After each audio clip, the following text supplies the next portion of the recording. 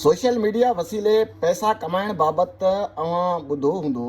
YouTube वसीले केतिरा ई माण्हू पाकिस्तान में रही डॉलर्स में पैसा कमाए रहिया आहिनि। अॼु असां अव्हां खे सोशल मीडिया वसीले पैसा कमाइण जो हिकु ॿियो तरीक़ो ॿुधायूं था, जंहिंसां अव्हां बि झिझा पैसा कमाए सघो था ऐं पंहिंजे दोस्तनि सां बि राब्ते में रहंदे स्टार बणिजी सघो था ऐं पंहिंजे डिप्रेशन खे बि घटि करे सघो था। मशहूरु social media video platform TikTok पंहिंजे वाहिपेदारनि लाइ पैसा कमाइण जे हवाले सां नओं ऐलान कयो आहे। टिकटॉक तरफ़ां नए प्रोग्राम तहत वाहिपेदार सवलाईअ सां पैसा कमाए सघनि था। हिन प्रोग्राम खे क्रिएटर्स रिवार्ड जो नालो ॾिनो वियो आहे।